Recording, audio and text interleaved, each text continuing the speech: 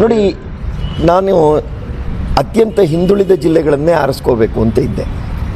ಅದರ ಜೊತೆಗೆ ನಾನು ಹಿಂದುಳಿದ ನೇಕಾರ ಸಮಾಜದಿಂದ ಬಂದಿರೋವಂಥವನು. ನೇಕಾರ ಸಮುದಾಯ ಇಲ್ಲಿ ಹೆಚ್ಚಿನ ಸಂಖ್ಯೆಯಲ್ಲಿದೆ. ವಿಜಯಪುರ, ಜಮಖಂಡಿ, ಹಾಗೆ ಬೆಳಗಾವಿ ಜಿಲ್ಲೆ, ಉತ್ತರ ಕರ್ನಾಟಕದ ಎಲ್ಲ ಜಿಲ್ಲೆಗಳಲ್ಲೂ ನೇಕಾರಿಕೆ ಇದೆ. ಅದರ ಜೊತೆಯಲ್ಲಿ ತುಂಬ ಹಿಂದುಳಿದ ವರ್ಗಗಳಿವೆ. ಹಾಗೆಯೇ ಇಡೀ ಸಮಾಜದ ಮಧ್ಯದಿಂದ ನಾನು ಬಂದಿದ್ದೀನಿ. ನಾನೊಬ್ಬ BJPಯ ತಳಮಟ್ಟದ ಕಾರ್ಯಕರ್ತ. ನನಗೆ BJPಯ ಒಡನಾಟ ಈ ಎಲ್ಲರ ಜೊತೆಯಲ್ಲಿರುವಂಥದ್ದು ಖುಷಿ ಕೊಡುವಂಥದ್ದು. ಹಾಗಾಗಿ ಉತ್ತರ ಕರ್ನಾಟಕದ ಜಿಲ್ಲೆಯನ್ನು ನೋಡಲ್ ಜಿಲ್ಲೆಯಾಗ ಆರಿಸ್ಕೊಂಡು ಅಲ್ಲೆಲ್ಲವನ್ನೂ ಹೋರಾಟ ಮಾಡಬೇಕು, ಓಡಾಡಬೇಕು, ಚೆನ್ನಾಗಿ ಕೆಲಸ ಮಾಡಬೇಕು, ಸಮಾಜದ ಕೆಲಸ ಜೊತೆಗೆ ಪಕ್ಷ ಸಂಘಟನೆಗೂ ಒತ್ತು ಕೊಡಬೇಕು ಅನ್ನುವಂಥ ದೃಷ್ಟಿಯಿಂದ ನಾನು ಆರಿಸ್ತೀನಿ. ಬಟ್ ಪಾಲಿಕೆ ಸಲುವಾಗಿ ಬಂದಿದ್ದಾರೆ. ಯಾರಿಗೆ ಈ ರಾಜಕೀಯದ ಬರೀ ಭಾವನೆ ಬರುತ್ತೋ ಹಾಗನ್ಸುತ್ತೆ.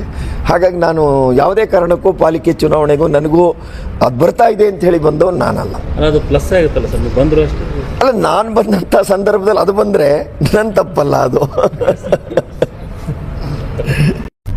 ಈಗ ನಮ್ಮದು ಸಂಘಟನಾ ಪರ್ವ ನಡೀತಾ ಇದೆ.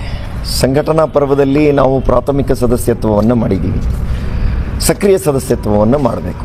ಸಕ್ರಿಯ ಸದಸ್ಯತ್ವವನ್ನು ಮಾಡಬೇಕು ಅನ್ನುವಂಥ ಸೂಚನೆ ರಾಷ್ಟ್ರೀಯ ಅಧ್ಯಕ್ಷರಿಂದ, ರಾಜ್ಯ ಅಧ್ಯಕ್ಷರಿಂದ ಸಿಕ್ಕಿದೆ. ಎಲ್ಲ ಬೂತ್ಗಳಲ್ಲೂ ಕೂಡ ಬೂತ್ ಕಮಿಟಿಗಳ ರಚನೆಯಾಗಿ ಬೂತ್ ಅಧ್ಯಕ್ಷರನ್ನು ಆಯ್ಕೆ ಮಾಡುವಂಥ ಪ್ರಕ್ರಿಯೆ ಜಾರಿ ಆಗ್ತಾ ಇದೆ. ಅಲ್ಲಿಂದ ಮುಂದಕ್ಕೆ ಇನ್ನೆಲ್ಲ ಪದಾಧಿಕಾರಿಗಳ ಆಯ್ಕೆ ಪ್ರಾರಂಭ ಆಗುತ್ತೆ.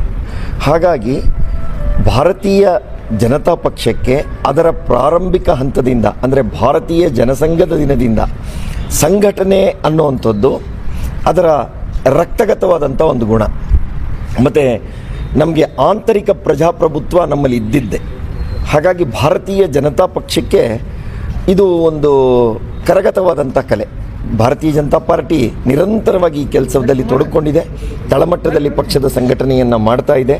ಇದರಿಂದಲೇ ನಮ್ಮ ಶಕ್ತಿ ಸಂಚಯ ಆಗುವಂಥದ್ದು. ನಾವು ಬೂತ್ ಮಟ್ಟದ ಕಾರ್ಯಕರ್ತರ ಒಂದು ದೊಡ್ಡ ಪಡೆಯನ್ನು ನಿರ್ಮಾಣ ಮಾಡ್ತೀವಿ.